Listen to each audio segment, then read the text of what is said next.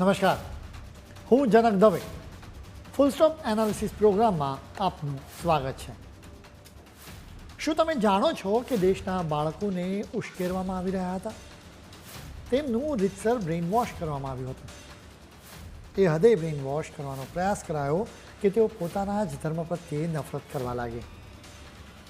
કોણે કર્યું હતું આ બ્રેઇન વોશ? હિન્દુ ધર્મને રીતસર ખલાસ કરવા માટે કોણે રચ્યું હતું કાવતરું? અમે વિગતે આ વાત સમજાવીશું અને તમારી આંખો ખોલીશું. અલબત્ત હવે તમે હાશકારો અનુભવો કે આવી તમામ કોશિશોને નાબૂદ કરવામાં આવી રહી છે.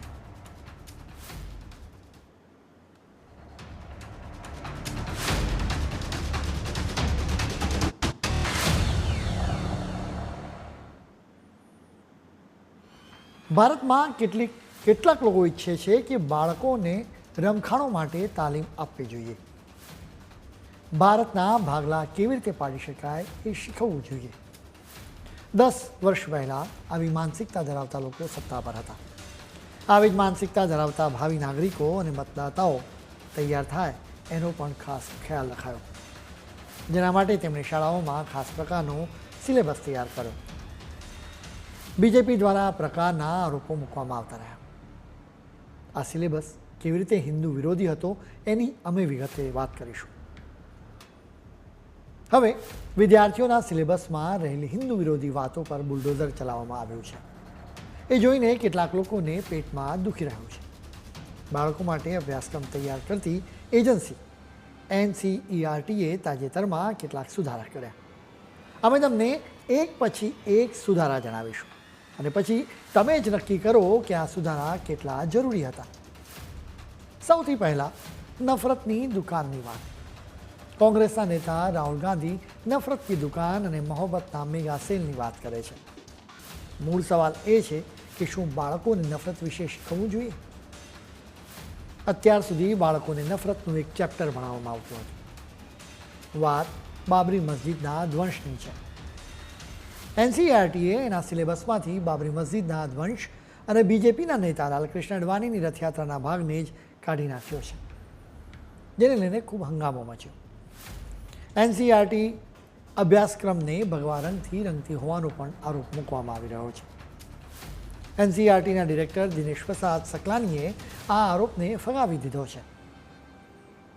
જૂની ટેક્સ્ટબુકમાં ડિસેમ્બર 1992ની કાર સેવા વિશે જાણકારી આપવામાં આવી હતી.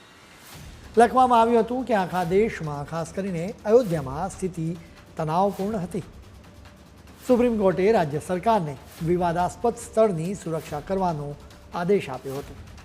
જોકે 6 ડિસેમ્બર 1992ના દિવસે અયોધ્યામાં દેશભરમાંથી હજારો લોકો એકત્ર થયા અને મસ્જિદને ધ્વંસ કરી દેવામાં આવી. નવી ટેક્સ્ટબુકમાં કાર સેવાના ઉલ્લેખને હટાવી દેવામાં આવ્યો છે, જેના બદલે સુપ્રીમ કોર્ટના ચુકાદા વિશે લખવામાં આવ્યું છે. NCERTના ડિરેક્ટર દિનેશ પ્રસાદ સકલાનીએ સ્પષ્ટ કર્યું કે નફરત અને હિંસા એ કંઈ સ્કૂલમાં ભણાવવાના વિષય નથી. શાળાઓના અભ્યાસક્રમમાં એના પર ફોકસ ન હોવું જોઈએ. તેમણે સ્પષ્ટ કહ્યું કે શા માટે આપણે શાળાઓમાં રમખાણો વિશે શીખવવું જોઈએ.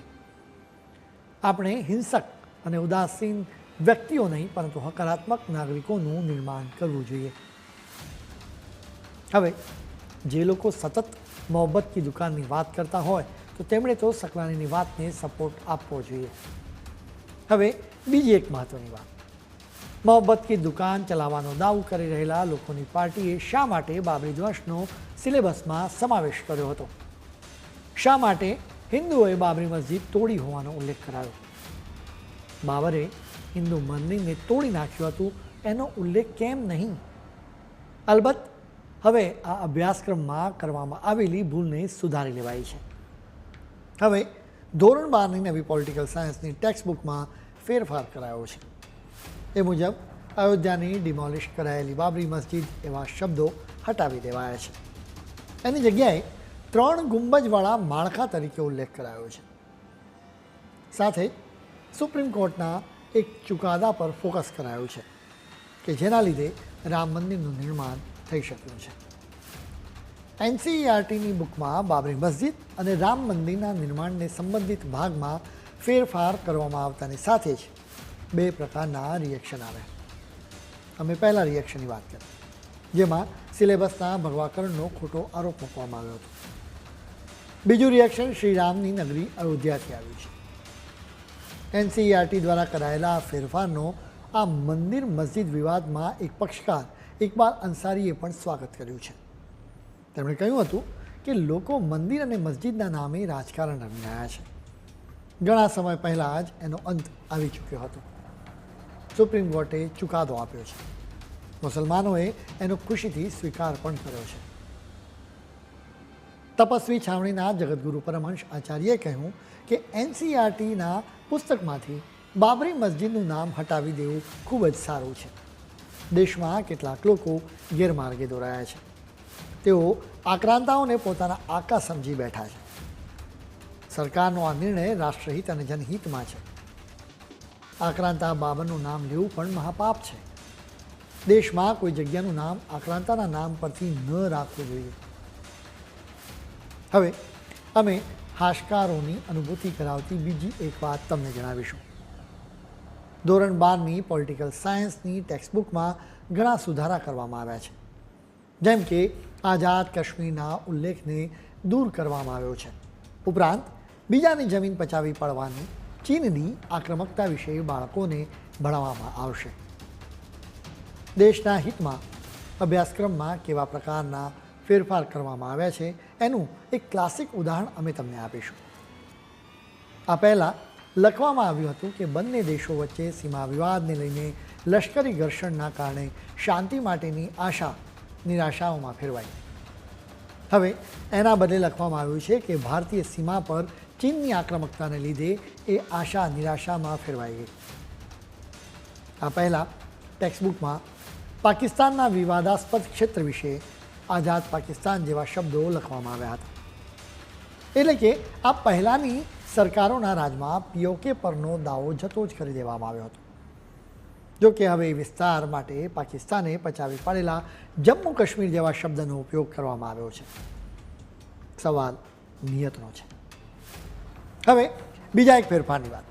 ભારતની કોઈ વ્યક્તિને ભારત શબ્દ સામે વાંધો હોય તો તમે શું કહેશો?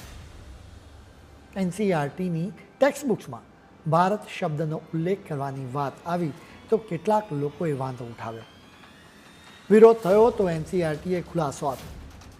આ સંસ્થાના ડિરેક્ટર સકલાનીએ કહ્યું હતું કે ટેક્સ્ટબુક્સમાં ભારત અને ઇન્ડિયા બંને શબ્દોનો ઉપયોગ કરાશે. પ્રોબ્લેમ શું છે? જ્યાં પણ યોગ્ય જણાશે ત્યાં અમે ઇન્ડિયા શબ્દનો ઉપયોગ કરીશું અને જ્યાં પણ અમને યોગ્ય લાગશે ત્યાં અમે ભારત શબ્દનો ઉપયોગ કરીશું. શાળાઓના અભ્યાસક્રમમાં ફેરફારો સૂચવવા માટે એનસીઈઆરટીએ ગયા વર્ષે એક કમિટી રચી હતી. આ કમિટીએ કહ્યું હતું કે તમામ ધોરણના અભ્યાસક્રમમાં ઇન્ડિયા શબ્દના બદલે ભારત શબ્દનો ઉપયોગ કરવો જોઈએ. એ સમયે પણ આ તારણને લઈને ખૂબ જ હંગામો મચ્યો હતો. આવો હંગામો જરાય વ્યાજબી નથી. દેશના હિતમાં અભ્યાસક્રમમાં બીજા અનેક ફેરફાર કરવામાં આવ્યા છે, જેમાં ગોધરાકાંડ વિશેનો ઉલ્લેખ પણ સામેલ છે. અમે તમને એના વિશે પણ જણાવીશું, પરંતુ અત્યારે સમય છે એક બ્રેકનો.